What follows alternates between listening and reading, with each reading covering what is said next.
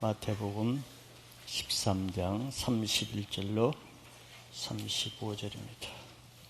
또 비유를 들어 이르시되 천국은 마치 사람이 자기 밭에 갖다 심은 겨자씨 하늘 같으니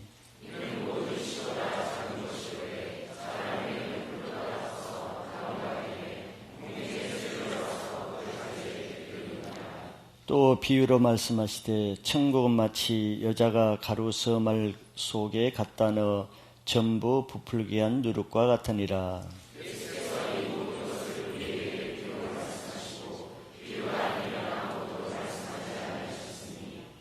이는 선지자를 통하여 말씀하신 바 내가 입을 열어 비유로 말하고 창세부터 감추인 것들을 드러내리라 함을 이루려 하심이라. 아멘. 네, 오늘 하나의 말씀은 겨자씨와 누룩의 비유에 대한 말씀입니다. 사람마다 성향이 다 다른데 하나님의 일을 하는 데 있어도 각자 성향에 따라 다르게 일을 하기도 합니다. 사람에게 보이기를 좋아하는 사람은 외형적인 것을 중시하는 방향으로 일을 하죠. 그래서 사람에게 잘 보일 수 있는 크고 화려한 것을 선호합니다. 반면에 하나님 앞에 중심을 드리는 사람은 그 외적인 것보다 내면적인 실제를 더 중요시하죠. 그래서 하나님 앞에 작고 소담할지라도 하나님이 기뻐하시는 방향으로 하나님의 일을 하고자 합니다. 이런 것이 이 세상 나라와 하나님 나라의 일하는 방식이 서로 다른 것들을 나타내기도 합니다. 예수님은 오늘도 계속 하나님 나라의 특징에 대해서 비유로 말씀하고 있죠. 비유는 여러 가지 유익한 점이 있습니다. 즉 매우 설명하기 어려운 것들을 예를 들어서 비유로 설명할 때 쉽게 설명할 수도 있고 또 아무에게나 말하기 힘든 아주 중요하고 비밀스러운 그런 일들은 간접적인 비유를 통해서 말을 할 때 더 효과적이죠. 그래서 들을 수 있는 사람만 듣고 들을 수 없는 사람은 듣지 못하게 하는 효과가 있습니다. 하나님 나라는 우리가 살고 있는 보이는 이 세상과 다른 영적인 세계에 속한 나라입니다. 그렇기 때문에 3차원 세계에 살고 있는 보이는 이런 나라의 것으로는 보이지 않는 영적인 세계에 속한 하나님 나라를 이 세상 언어나 세상 구조를 통해서 설명하는 데는 한계가 있죠. 같지 않는 것이 너무 많기 때문입니다. 그래서 이러한 경우에는 비유를 통해서 간접적으로 영적인 세계를 설명하는 것이 효과적이기 때문에 예수님은 하나님 나라를 여러 가지 비유를 통해서 설명하고 있는 것이죠. 그런데 이런 비유의 말씀이 여기 성경에 기록된 것을 보면은 36절에 이런 비유로 말씀하시는 것이 창세로부터 감추인 것들을 드러내려 함을 이루려 하심이라 이렇게 해석하고 있습니다.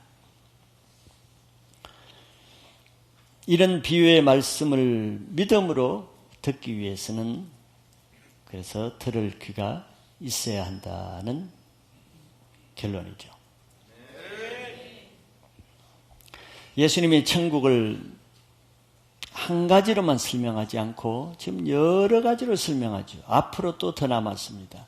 여러 가지로 설명하는 이유는 천국은 다양한 국면에서 다양한 특성을 가지고 있기 때문에 거기에 맞는 특성별로 맞는 비유를 사용해서 설명하고자 하기 때문에 다양한 비유가 필요하기도 합니다.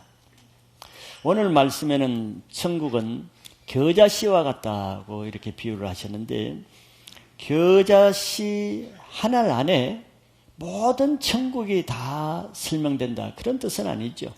천국의 많은 부분 중에 겨자씨와 같은 천국의 특성을 설명하기 위해서는 겨자씨를 비유로 하는 것이 적합하기 때문에 겨자씨를 비유로 설명하는 거죠. 또 천국은 누룩과 같다고 할 때 모든 천국이 다 누룩과 같다는 얘기는 아닙니다. 천국의 어느 부분은 누룩과 같은 그런 특징을 가지고 있다는 것이죠. 그래서 비유를 들을 때는 예수님이 뭐에 포커스를 맞춰서 비유를 하는가, 여기에 잘 이해가 있어야 됩니다. 우리가 예수님의 비유 중에 예를 들면 너희는 뱀같이 지혜롭고 비둘기같이 순결하라. 그런데 여기 뱀같이 지혜롭다고 할 때는 뱀의 지혜로운 그 속성만 비유를 하는 것이지, 또 조금 지혜가 있는 사람은 그걸 과대 해석해서 뱀은 사단이니까 우리 사단처럼 지혜롭게 해야 되겠다, 이렇게 하는 사람도 없지 않아 있겠죠. 그는 비유의 뜻을 잘 파악하지 못하는 것입니다. 그래서 그런 면에서 비유는 예수님이 무엇을 초점을 두고 이 비유를 하는가, 여기에 정확하게 해석을 해야 되죠. 자, 이 두 비유의 공통점은 뭐겠습니까? 작다는 것입니다. 작은 것이죠. 겨자씨도 모든 씨보다 작다고 했고, 누룩은 더 작지요. 누룩은 곰팡이 균입니다. 우리 눈에 보이지도 않을 만큼 적은 것입니다. 천국의 공통적인 특징 중 하나는 아주 이 세상 사람 보기에는 적은 것을 통해서 큰 일을 이룬다는 그런 데 초점이 있는 것이죠. 그래서 하나님 나라의 특성은 사람이 보기에는 비록 작아 보이고 기대할 수 없는 것처럼 보일지라도 하나님은 그런 방법을 통해서 하나님 나라의 큰 일을 이루시는 분이라는 것에 초점을 맞추시기 바랍니다.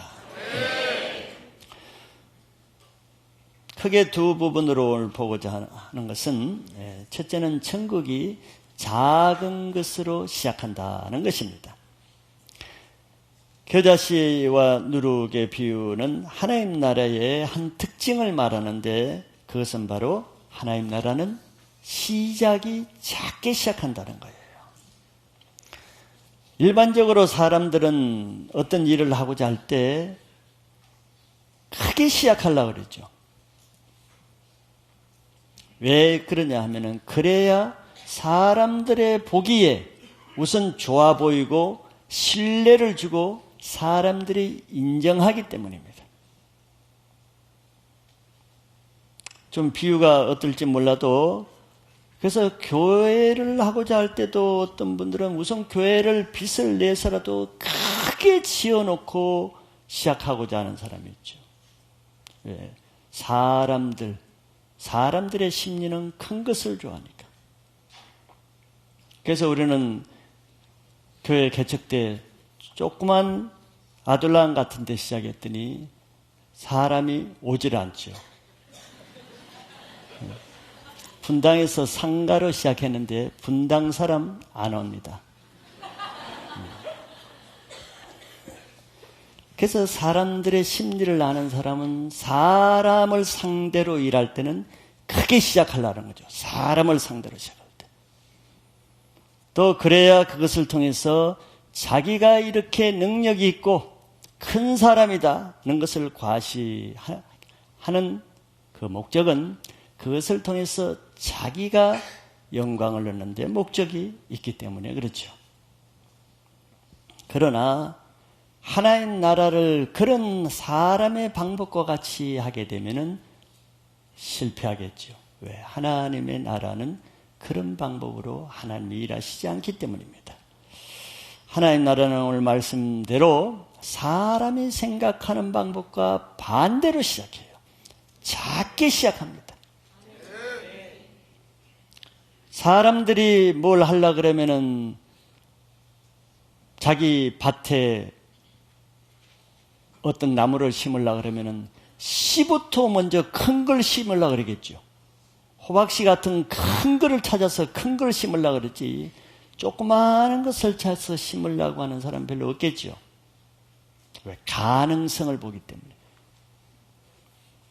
근데 하나님은 반대란 말이죠. 전혀 가능성이 적어 보이는, 시중에 가장 적어 보이는 겨자씨 같은 것을 가지고 시작한다는 거예요. 다 뜻이 있겠죠. 하나님의 목적이 있겠죠.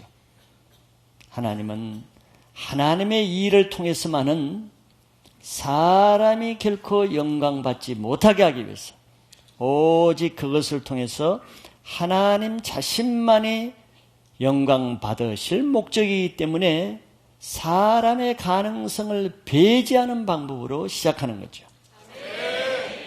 그래서 하나님은 사람이 자기를 자랑하고 자기를 드러내고 자기를 높일 만한 그런 것들이 전혀 없어 보이는 아주 작고 약한 자를 통해서 하나님의 일을 시작하신다는 거예요. 많이 가진 자, 강한 자, 있는 자들은 물론 그것을 가지고 일을 잘할 수도 있고 크게 할 수도 있고 세상적으로 성공하게 할 수는 있습니다. 그 우리가 뭐 부인하는 것은 아니에요. 그러나 하나님이 원하시는 것은 우리의 능력과 우리의 가진 것으로 세상에 성공하는 그 자체를 목적으로 하지는 않지요. 그의 목적이라면 하나님의 천사들을 시켜서 직접 해버리지 왜 우리 보고 하게 하겠어요? 하나님의 목적은 아닙니다. 이 세상이 다 자기 것인데 하나님의 창조물인데 뭐 우리가 큰 일을 하는 걸 원하겠습니까? 그보다 더 중요한 것은 어떤 일을 하든지 하나님은 우리들을 통해서 심지어 바로와 같은 악인들을 통해서라도 하나님이 영광 받으시는 것이 이 세상에 일어나는 모든 일의 목적입니다. 그래서 능력 있고 가지고 큰 사람들은 그것을 가지고 물론 하나님의 이름으로 큰 일도 할 수 있어요. 하나님의 이름으로 많은 일도 할 수 있습니다. 하나님을 위해서 더 좋은 일도 할 수 있어요. 그러나 하나님은 그 자체보다도 그런 사람들은 그런 큰 일은 할 수 있는데 한 가지 그 일을 통해서 다 자기 영광을 취한다는 것이 문제죠. 하나님은 그걸 아시는 거예요.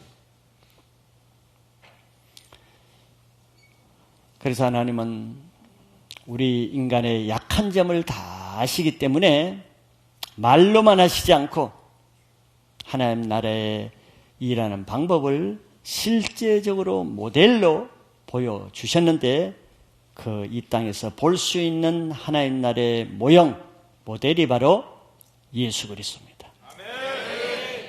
하나님 내 일을 어떻게 시작하고 어떻게 하는가 우리들에게 볼 수 있게끔 하신 일이 예수 그리스도예요. 예수님이 이 땅에 오신 목적은 우리가 잘 알고 있죠. 하나님 나라를 위해서 오셨고 예수님 자신이 하나님 나라입니다.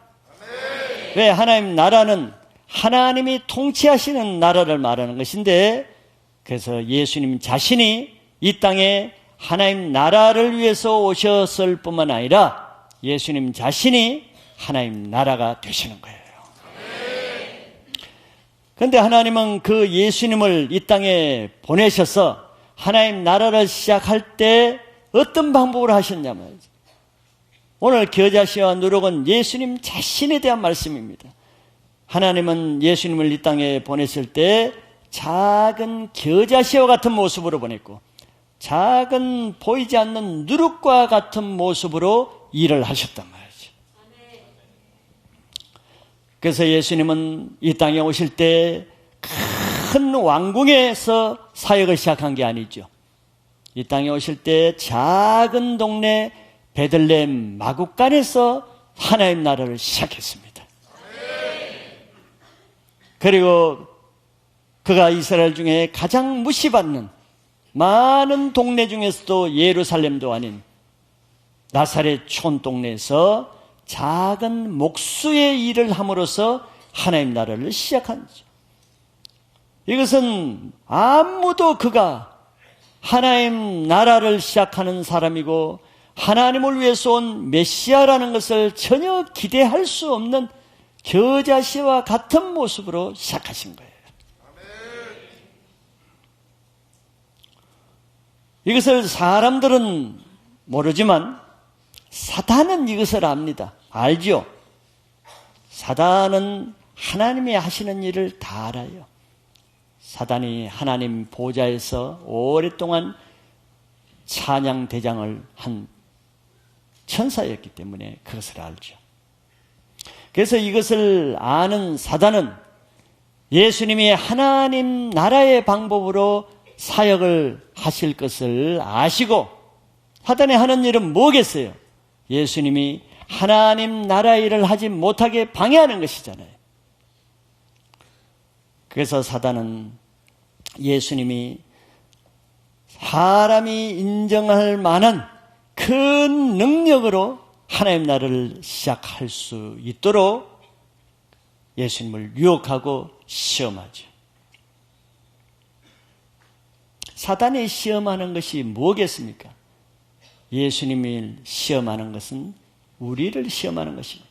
예수님이 우리를 위해서 그 시험을 받으셨기 때문에. 그래서 예수님은 공생활을 시작하기 전에 광야에서 40일간 금식 기도로 공생애를 시작하셨죠. 근데 마귀가 그걸 알고 먼저 찾아와서 무엇을 시험하는가 보세요. 40일 금식한 그 예수님을 더 약하게, 더 작게, 더 겨자씨와 같이 초라한 모습이 되게 하셨어요? 우리는 그렇게 하려고 그랬죠. 방해하기 위해서. 사단은 반대였습니다. 40일 금식으로 줄이신 그 흑이진 예수님에게 네가 하나님의 아들이라면은 이 돌들로 떡덩이를 만들어봐라. 저 강한 능력을 나타내보라는 것이. 돌로 떡덩이를 만드는 큰 능력으로 사역을 시작하라는 것이죠. 그러면 사람들이 다 믿을 거 아니에요. 소문이 금방 날 거 아니에요. 예수님이 돌들로 떡을 만들었다. 이건 겨자씨가 아니라 큰 호박씨로 시작하는 거죠. 그것이 안 통하니까 사단은 두 번째로 성전 꼭대기에서 공개적으로 많은 사람들이 보는 앞에서 한번 뛰어내라. 그럼 발목 하나 다치지 않는 그 모습을 통해서 모든 사람들이 쉽게 메시아로 인정할 것이다 하는 것이죠. 드러나게 강한 모습으로 시작하게 하겠습니다. 왜? 이것이 다 사람들이 원하는 거잖아요. 사람들은 어떻게 하면 예수님을 믿으려고 그러겠어요? 늘 바리새인들은 표적을 보여달라고 그랬잖아요. 표적을. 메시아라는 표적을, 능력을 보여달라는 거예요. 왜? 사람들은 다 이 세상에 하나님의 일까지도 큰 능력을 가지는 방법으로 하기를 원하기 때문에 바리새인도 그걸 요구했고 그것이 사단의 방법이기 때문에 사단이 지금 이런 시험을 하는 거죠. 그래서 그것도 안 되니까 마지막 세 번째는 큰 높은 산에 예수님을 데려가서 온 천하 만국의 영광을 보이면서 한 번 마귀에게 경배함으로 쉽게 십자가 없이 모든 천하를 차지할 수 있는 이런 방법을 제시했죠. 이건 다 세 가지는 하나님의 방법도 아니고 예수님이 이 땅에 와서 시작하는 방법도 아닌 뭡니까? 사람이 정말 하나님의 일을 하기 좋아하는 방법 세 가지를 마귀가 시험한 거죠. 예수님이 이런 시험을 받으신 것은 예수님 자신을 위해서 받으신 것이 아닙니다. 예수님이 이런 시험을 받을 이유가 뭐가 있겠어요? 예수님이 이런 시험이 되지 않기 때문입니다. 우리를 위해서죠. 우리를 위해서. 우리는 늘 이런 시험 앞에 있기 때문입니다. 세상 일뿐만 아니라 심지어 교회 안에서 하나님의 일을 할 때도 이 세 가지 시험이 항상 있는 거예요. 사람에게 좀 인정받고, 사람에게 쉽게 설득력 있고, 사람에게 자기가 드러날 수 있는 방법으로 하나님의 일을 하길 원하죠. 절대 사람이 알지도 못하게 있는지 없는지 하는지 안 하는지 겨자씨와 같이 사람 눈에 보이지도 않는 방법으로 하는 것은 너무 자존심이 상하죠. 너무 그렇게 하기가 어렵죠. 하나님이 그걸 아시죠. 작게 시작하고 초라한 방법으로 하나님의 일을 시작하는 것은 우리들 얼마나 부끄럽게 여기고 자존심 상하게 여깁니까? 하나님이 우리 마음을 아시는 거예요. 그런 사람이 예수님과 같이 초란 마구간으로 내려올 수가 있으며 나사렛 촌동네에서 목수일을 하면서 하나님의 나라를 시작할 수 있겠어요? 생각도 할 수 없는 부끄러운 일이죠. 생각조차 하기조차도 싫은 방법입니다. 이런 우리에게 하나님이 보여주신 방법은 우리 사람을 통해서 하지 않고 자기 귀한 자기 아들일지라도 그런 방법으로 이 땅에 보내신 그 하나님의 마음은 하나님 나라가 이 세상 사람들이 생각하는 나라와 얼마나 대조적인 것을 가르쳐주기 위해서죠.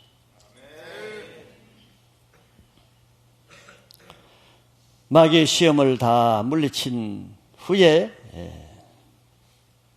주님은 또 요단강에서 세례를 받으셨죠. 예수님이 세례받는 거 사실 합당하지 않죠. 요한보다 크신 분인데 세례 요한은 그 시의 사역이 굉장히 컸습니다. 온 유대 백성들이 다 회개하고 요단강 와서 요한에게 세례를 받았죠. 그럼에도 불구하고 예수님은 그 요한 앞에서 물로 세례를 받는 정말 가장 작은 모습으로 시작했어요.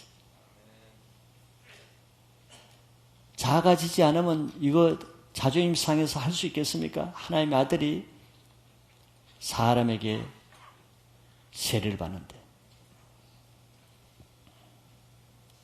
그리고 예수님은 본격적인 사역을 시작할 때도 큰 랍비 스쿨이라는 빌딩을 짓고 학교를 세워서 제자들을 모집하지 않았죠.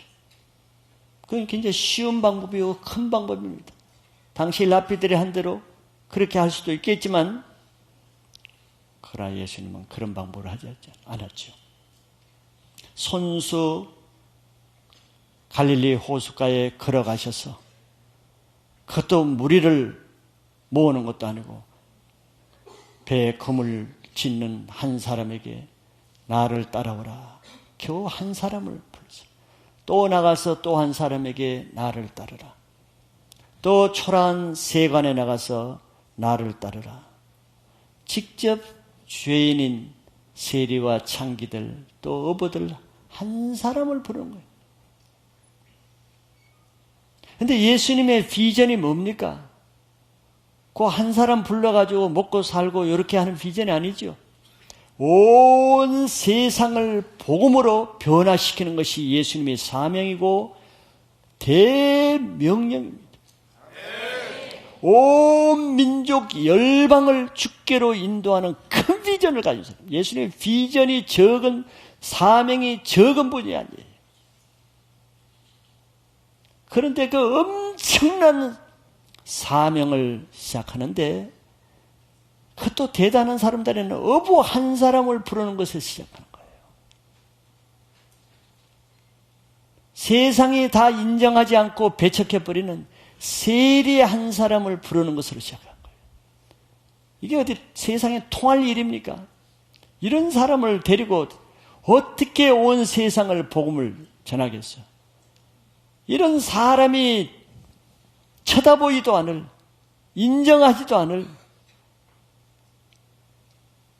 이런 민초 같은 초라한 사람, 그것도 12명밖에 안 되는 이 사람 데리고 어떻게 나에게 주신 엄청난 온 지구를 복음하는 일을 언제 어느 세월에 그걸 하겠어?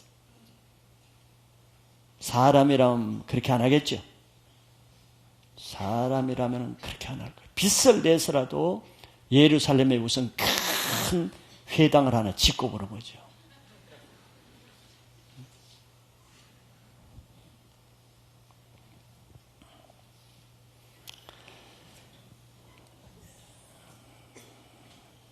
예수님이 다른 방법으로 인간적인 능력이 없고 수단이 없어 못하셔서 이렇게 하는 것은 아니잖아요. 예수님은 하나님의 나라를 우리에게 보여주시기 위해서 이 땅에 오셨고, 또 예수님 자신이 하나님 나라가 어떻게 세워지는가를 가르치기 위해서 지금 천국 비유를 하시는데, 예수님 자신이 그렇게 오셨고 그런 삶을 사셨고 그렇게 일하셨기 때문에 이런 말씀을 하시는 겁니다.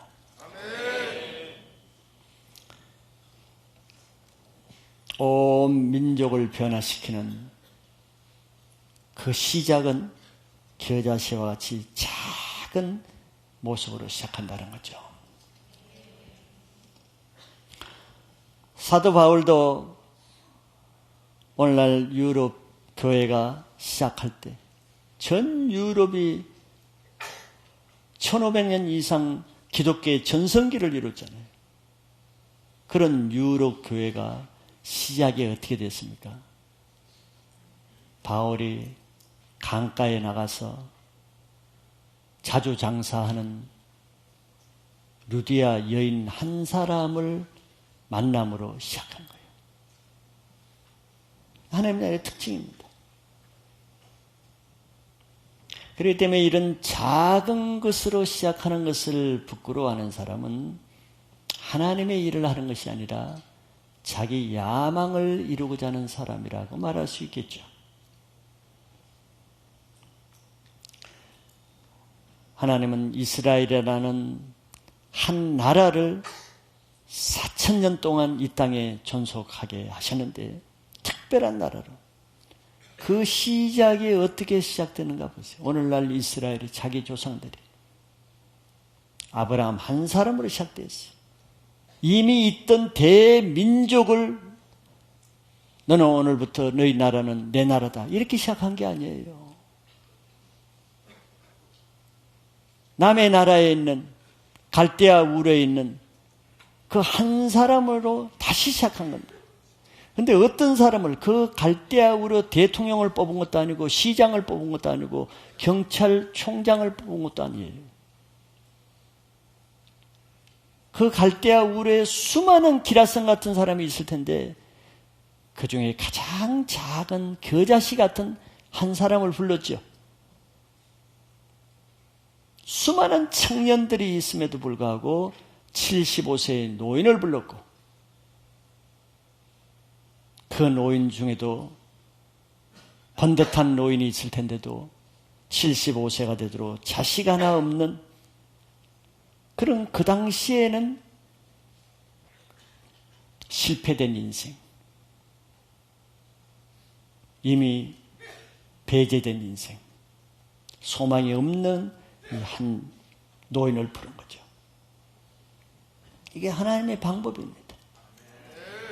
누가 그런 자식도 없는 75세, 이제는 말년을 향해 가는 그 인생을 통해서 새로운 일을 기대할 수 있겠어요? 기대할 수 없었기 때문에 아브라함이 선택받은 거예요.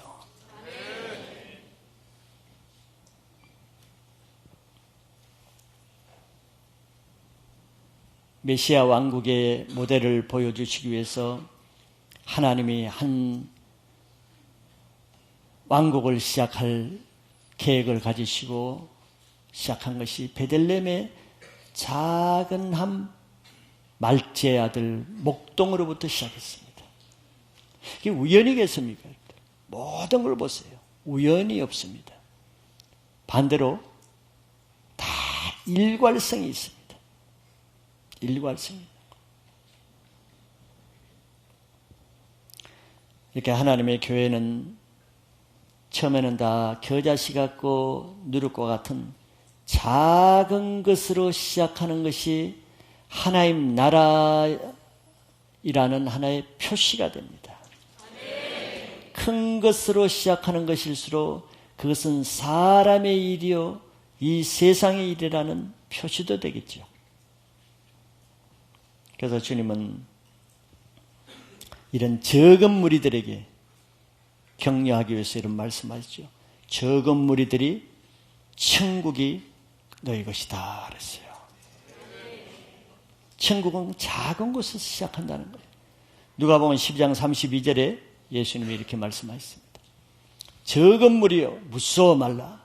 너희 아버지께서 그 나라를 너희에게 주시기를 기뻐하시니라 그랬어요.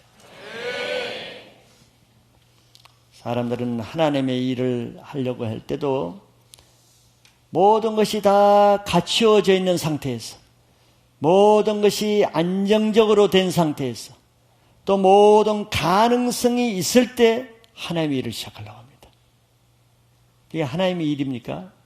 사람의 일이고 세상의 일이죠.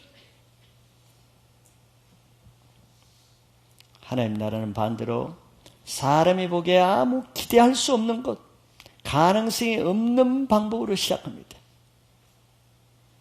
그 이유는 말씀드렸죠. 하나님의 영광만이 나타나고 사람의 자랑이 나타나지 않을 수 있는 조건이 하나님이 일할 수 있는 조건이기 때문에 그렇죠. 그렇기 때문에 하나님이 일을 하려고 하면서 작기 때문에 주춤하고 초라하기 때문에 부끄러워하고 가능성이 없기 때문에 두려워하는 것은 다 그 사람이 하나님의 일을 하려는 것보다는 그 속에 사람의 일을 생각하고 있기 때문에 두려움이 오는 거예요. 그래서 적은 무리여 무서워하지 말라는 거예요. 적기 때문에 무서워하지 말라는 거예요. 그래서 인간적인 사람은 하나님 방법으로 일하기가 어렵죠. 누가복음 16장 10절에도 지극히 작은 것에 충성된 자는 큰 것에도 충성되고 지극히 작은 것에 불의한 자는 큰 것에도 불의하느니라 그랬습니다.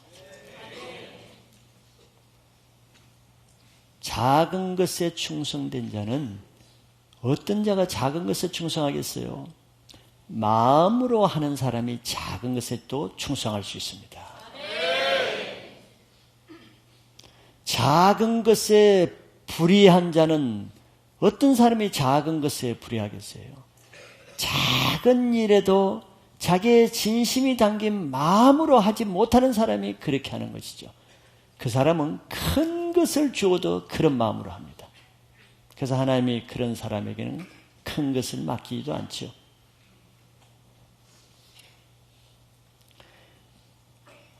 그런데 불신 가정에서 한 가정이 구원받는 것이 어렵게만 보입니까? 설날 명절에 온 가정이 제사를 지내고 우상을 섬기는 일이 두렵게만 보입니까?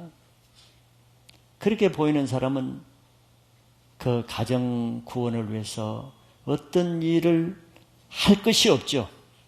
할 수 있는 것이 없습니다. 그런 사람에게는. 뭘 하겠어요? 그렇게 두려운데. 여리고 성과 같이 크게 보이는데 할 것이 없습니다. 왜냐하면 그 사람은 어떤 단번에 큰 것으로 그 가정을 그냥 한 번에 뭘 부숴드리려는 그런 마음을 가지고 있기 때문에 두렵게 보이는 거예요. 그러나 하나님 나라는 여러분들 그런 우상의 가정이 변화된 실례나 감정들을 보세요. 어떻게 변화되는가? 그가 막 엄청난 능력으로 한 번에 온 제사창을 그냥 박살내가지고 그 가정이 변화됩니까? 박살낼 능력만 가지기를 달라고 기도하죠. 그러나 하나님 나라는 뭐 그렇게도 할 수도 있겠지만 기도원처럼 그러나 기도원과 같은 능력이 없는 사람은 그렇게 되지 않습니다. 하나님은 작은 한 사람이 먼저 작은 가정의 변화를 위해서 작은 기도의 재단을 쌓는 것부터 그 일이 일어나는 거예요. 작은 그 일을 못하는 사람은 그건 안 하고 큰 것으로 뭘 어떻게 하려고 그러기 때문에 아예 하질 못하는 거예요. 한 민족과 한 나라의 변화도 한 사람의 작은 기도로 시작되는 것이지 엄청난 기획을 해서 사람의 능력과 사람의 계획을 통해서 그렇게 되지 않습니다. 하나님은 하나님을 믿고 작은 것에 충성하는 그 한 사람을 통해서 내가 하지 않는 하나님이 직접 큰 일을 하실 것을 바라보시기 바랍니다. 두 번째는 이제 천국은 작은 것을 통해서 나중에는 큰 영향력을 나타내는 특성을 가지고 있다는 거죠. 그 작은 것 안에 큰 능력이 있기 때문에 그렇습니다. 먼저 겨자씨의 경우 예수님은 나중에는 큰 나무가 된다고 했습니다.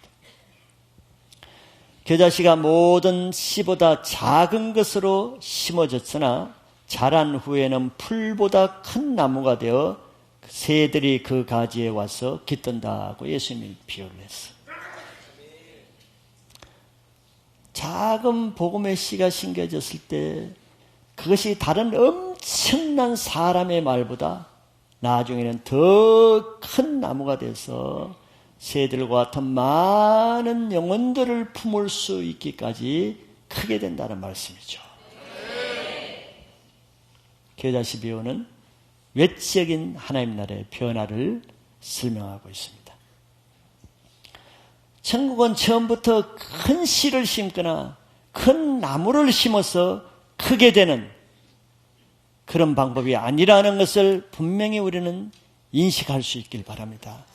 그래야 하나님 나라의 일을 사람의 방법으로 시작했다가 시작은 하나님의 이름으로 했다가 나중은 사람의 이름만 남는 이런 인간적인 실패를 하지 않을 수 있습니다. 믿음이 없는 사람은 겨자씨가 너무 적기 때문에 심으려는 생각을 안 하죠. 그러면서 그런 사람은 하는 일이 늘 어느 씨가 큰가 큰 씨를 찾아 큰 씨 구하는 일에만 세월을 낭비합니다. 그러니까 아무것도 못하는 거예요. 그러나 믿음 있는 사람은 작은 씨를 통해서 하나님이 이 씨를 가지고 큰 일을 이룰 것을 믿기 때문에 작은 씨를 심는 일을 먼저 합니다. 이 씨는 하나님의 말씀이죠. 겨자씨를 밭에 심는 것은 자기에게 주어진 그 말씀을 자기 마음의 믿음으로 받아들이고 심는 거예요. 사람이 보기에는 별것 아닌 말씀, 무시해버린 말씀, 믿을 수 없는 말씀이라도 그것을 믿는 사람은 자기 마음밭에 심을 때 그때부터 하나님 나라는 자라기 시작해서 변화가 일어나기 시작하는 거예요. 하나님의 일을 하고자 하는 사람은 먼저 자기에게 주어진 사람들이 작다고 생각하는 그 말씀부터 심고 시작하시기 바랍니다.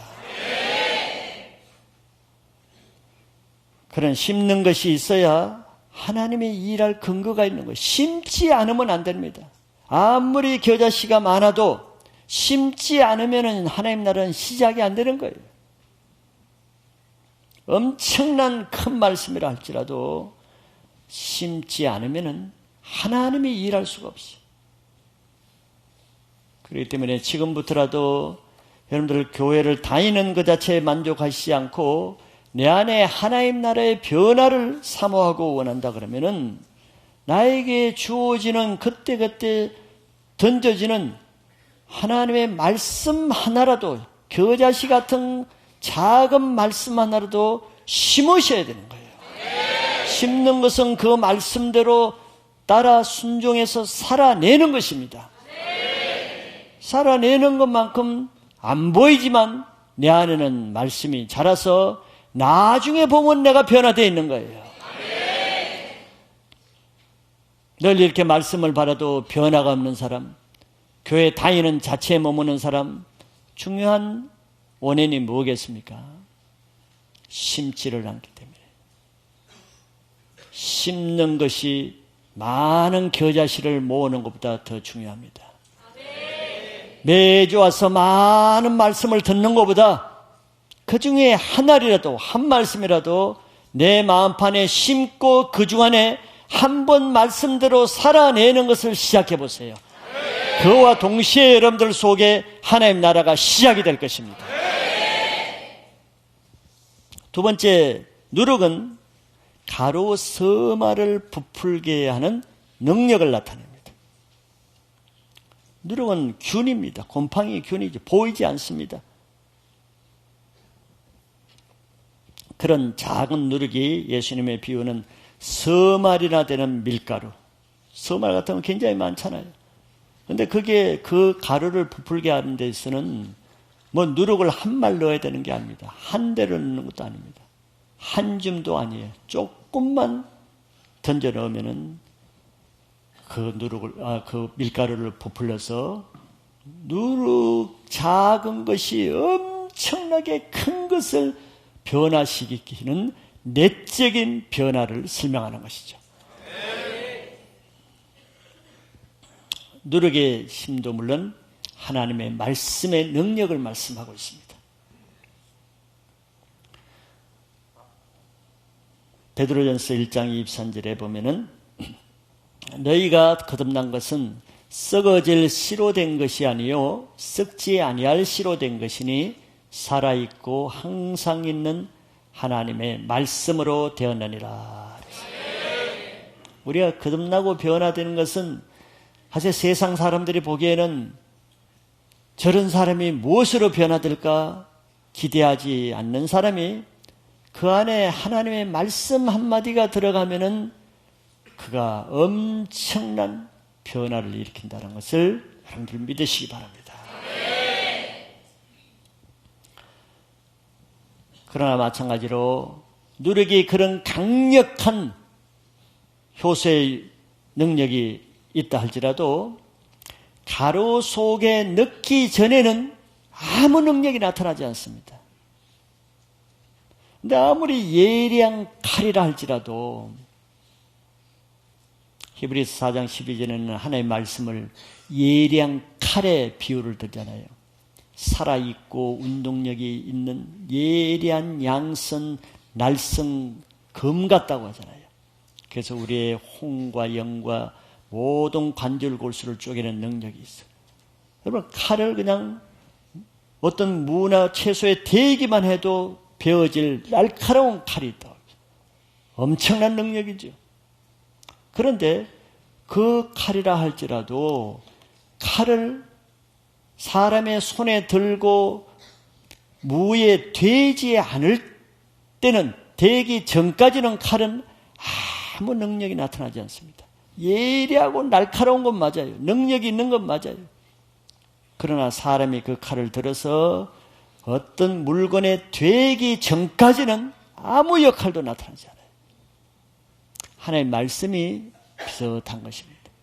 아무리 누룩이 강력한 효소의 능력을 가져도 가루에 여자가 가루에 던져 넣기 전까지 아무 효과가 나타나지 않습니다.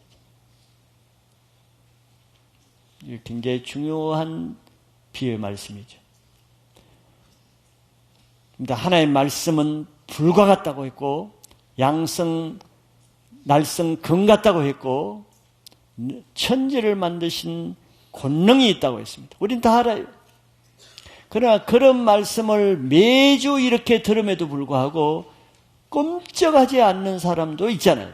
몇 년째. 이상하지 않아요? 그렇게 죽은 자도 살리고 인간 같지 않는 사람들이 변화된 이런 그 똑같은 말씀이 어떤 사람에게는 아무 효과가 안 나타나잖아요. 왜 그렇겠습니까? 그 옆에 사람, 자기 가족, 자기 아내를 변화시키는 똑같은 말씀을 아내 옆에 앉아서 똑같이 들어도 왜 나는 변화가 안 되겠습니까? 그 누력을 자기 안에 집어넣지 않으면은 누룩은 아무 역할을 하지 않기 때문이에요. 그래서 여자가 가루 소말에 넣는다는 것에 강조를 하는 것입니다. 넣는다는 것을.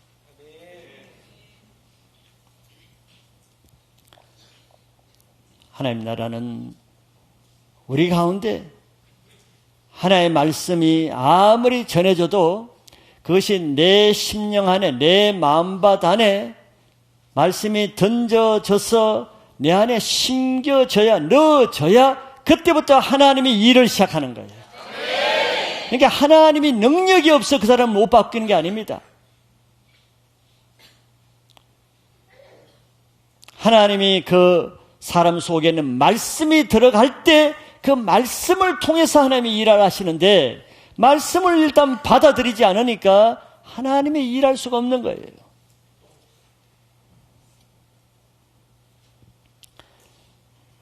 그래서 올 한 해는 우리들이 정말 변화되고 새로운 삶을 살기를 원한다면 물론 예배를 참석해야죠. 말씀을 들어야죠. 그러나 그 다음 단계 그 말씀이 그냥 길가와 같이 마음 밖에 떨어지지 아니하고 내 마음판 안에 영으로 생명으로 믿음으로 받기를 힘쓰시기 바랍니다. 받지 않으면 하나의 이론으로 그냥 없어지는 거예요. 한 번의 예배를 드리라도 여러분들 말씀을 듣는데 그 1시간밖에 안 되잖아요. 1시간이라도 생명을 다해서 예배에 집중을 해보세요. 그럼 뭔가 일이 일어납니다. 나의 태도에 달린 거예요. 주일날 오기 전부터 토요일부터 아니면 주일날 아침부터 정말 결심을 하고 기도하고 오늘 예배에 내 생명을 한번 들어보겠다. 1년 52주 중에 한 주라도 그런 일이 있으면 그 주에 그 인생이 변할 거예요. 시간을 지체할 필요 없습니다. 그래서 이런 누룩이, 이런 하나의 말씀이 가정에 이 누룩이 던져질 때 그 가정이 변화가 시작됩니다. 캠퍼스에 이 누룩이 던져지면 정말 꿈쩍 않는 이 캠퍼스에 변화가 일어나기 시작할 거예요. 여러분들 직장이 마음에 안 듭니까? 답답합니까? 눌립니까? 누구든지 적은 누룩과 같이 자기가 그 직장에 한번 던져지면은 그때부터 하나님 뭔가 일을 하실 거예요. 한 민족과 나라도 마찬가지입니다. 엄청나게 큰 것으로 시작하려니까 엄두를 못 내죠. 나는 할 수 없다는 거죠. 내게 큰 것도 없고 큰 능력도 없기 때문에. 그러나 내가 하나님 나라를 시작하려고 그러면은 적은 것으로 시작할 수 있습니다. 큰 것으로 시작하려니까 시작도 하기 전에 하나님의 일이 미리 막히는 거예요. 엄두가 안 나니까. 그러나 내 가정의 변화를 위해서 아니면 내 자신의 변화를 위해서 내가 작은 기도하는 것부터 시작하면은 그것이 이미 하나님 나라가 시작이 되는 거예요. 내가 하루 10분, 20분이라도 하나님 말씀을 읽는 것부터 시작하면은 그것을 통해서 하나님이 일하기 시작하는 거예요. 소원 주시는 대로 또 말씀을 주시는 대로 큰 것이 아니라 작은 것에 자기 마음을 들여서 시작하면은 올해 한 해가 가기 전에 연말이 되면은 분명히 하나님이 여러분들에게 자기도 모르는 엄청난 변화의 큰 일이 여러분들 간증할 날이 오게 될 것입니다. 그런 실제적인 신앙을 하시기 바랍니다. 수영을 배우고자 하면서 강물에 뛰어들지는 않고 남들이 헤엄 잘 치는 거 그 구경하면서 아 오늘 수영 잘했다 하고 또 집에 들어오고 그 다음날 또 강가에 가서 남들 수영하고 노는 걸 보고 오늘 재밌었다 하고 들어오고 나중에 정작 자기가 물에 빠졌을 때는 자기는 아무것도 못하게 되는 거예요. 수영을 하려면 발부터 먼저 물에 집어넣어야 됩니다. 시작부터 해야 되는 거예요. 2016년 벌써 한 달이 다 지나갔습니다. 더 한 달 늦기 전에 신앙을 시작하시기 바라요. 그러면 뭔가 하나님이 놀라운 일을 행하실 것입니다.